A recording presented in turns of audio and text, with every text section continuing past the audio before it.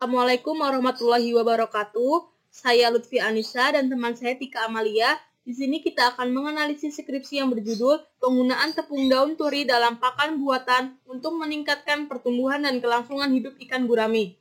Latar belakang, Indonesia memiliki potensi sumber daya alam ikan yang cukup besar, yaitu lebih dari 4.000 jenis ikan. Salah satunya yaitu ikan gurami, yang mempunyai nilai ekonomis yang cukup tinggi dan sangat digemari oleh masyarakat sebagai ikan konsumsi, tetapi pertumbuhannya cenderung lambat. Hal ini dikarenakan mengalami perubahan kebiasaan makan pada tiap fase pertumbuhannya. Oleh karena itu, untuk mengatasi pertumbuhannya yang lambat, maka perlu adanya pemberian pakan tambahan berupa pakan buatan. Pakan tambahan yang baik biasanya pakan dengan kandungan protein yang lebih tinggi, karena protein merupakan sumber energi utama bagi ikan. Tujuan dari penelitian ini yaitu untuk menentukan persentase penggunaan tepung daun turi mana yang terbaik atau sesuai dalam komposisi pakan buatan untuk meningkatkan pertumbuhan dan kelangsungan hidup ikan gurami.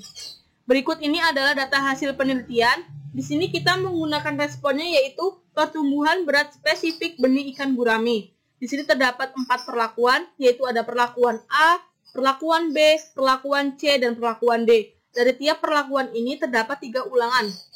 Ini adalah ulangan yang pertama, ulangan yang kedua, dan ini ulangan yang ketiga. Dari data tersebut, kita akan menganalisisnya menggunakan SAS. Berikut adalah sintak yang sudah kita buat, kita dapat merannya, dan ini adalah hasil outputnya yang akan dijelaskan pada slide selanjutnya. Nah, ini adalah hasil prosedur ANOVA satu arah.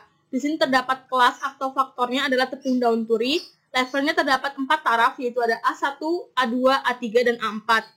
Perlakuan A1, tepung daun turi 0% dalam pakan. Perlakuan A2, tepung daun turi 15% dalam pakan. Perlakuan A3, tepung daun turi 30% dalam pakan. Dan perlakuan A4, tepung daun turi 45% dalam pakan. 12 ini merupakan unit pengamatannya untuk respon, sehingga terdapat 12 berat benih ikan gurami. Rancangan yang kita gunakan tadi adalah rancangan acak lengkap atau RAL. Model yang kita gunakan yaitu YIJ sama dengan mu ditambah tau I ditambah epsilon IJ. Keterangannya, YIJ sama dengan nilai pengamatan dari perlakuan ke I dan ulangan ke J, di mana I-nya adalah A, B, C, dan D, dan J-nya adalah ulangan ke-1, ke-2, dan ke-3. Mu sama dengan nilai rata-rata harapan, tau I sama dengan pengaruh perlakuan ke I, dan epsilon IJ sama dengan pengaruh galat dari perlakuan ke I dan ulangan ke J. Ini adalah output untuk pengujian hipotesis untuk modelnya. Perumusan hipotesisnya yaitu H0 sama dengan model rancangan acak lengkap tidak signifikan atau valid, H1 sama dengan model rancangan acak lengkap signifikan atau valid. Taraf signifikan yang kita gunakan yaitu alfanya 5%. Untuk nilai statistik ujinya ada 2, yaitu yang di sini nilai F hitungnya dan ini adalah p-value-nya. F hitungnya yaitu 145,97 dan p-value-nya yaitu kurang dari 0,001. Untuk kriteria ujinya, tolak H0 jika F hitung lebih besar daripada F tabel dan p-value kurang daripada alfa. Karena kita nilai p-value-nya kurang dari 0,05 atau kurang dari alfanya, maka H0 ditolak. Sehingga cukup bukti untuk mengatakan bahwa model rancangan acak lengkap signifikan atau valid pada taraf 5%.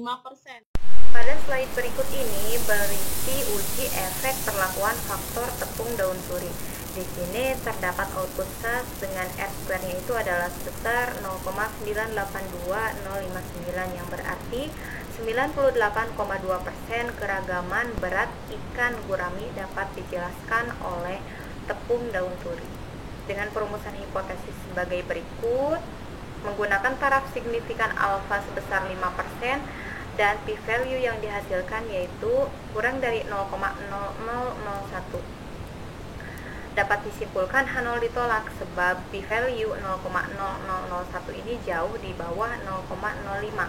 Maka cukup bukti untuk mengatakan bahwa pemberian tepung daun turi memberikan pengaruh nyata untuk meningkatkan pertumbuhan dan kelangsungan hidup ikan gurami pada taraf nyata 5%. Slide selanjutnya yaitu berisi plot antara berat ikan gurami dengan pemberian tepung daun turi, di mana dari plot ini dapat disimpulkan bahwa taraf A3 memiliki rata-rata paling tinggi, yaitu dengan pemberian tepung daun turi sebesar 30%.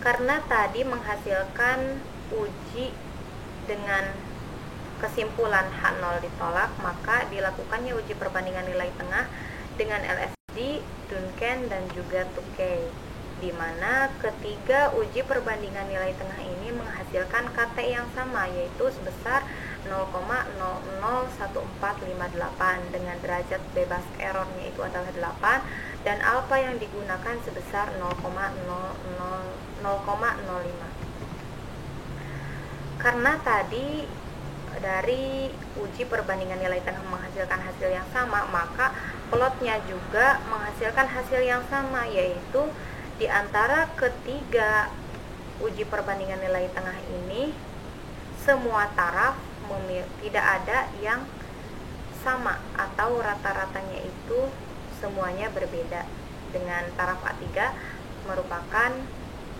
memiliki rata-rata paling tinggi.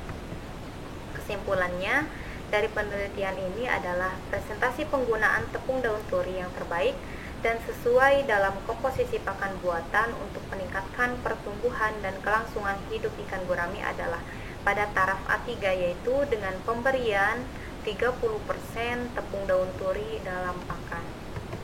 Sarannya, model rancangan acak lengkap atau RAL untuk meningkatkan pertumbuhan dan kelangsungan hidup ikan gurami ini menurut kita sudah cocok karena data yang kita gunakan terdapat satu faktor serta jumlah ulangan yang sama pada setiap kombinasi taraf dari faktornya. Terima kasih, sekian dari kami. Assalamualaikum warahmatullahi wabarakatuh.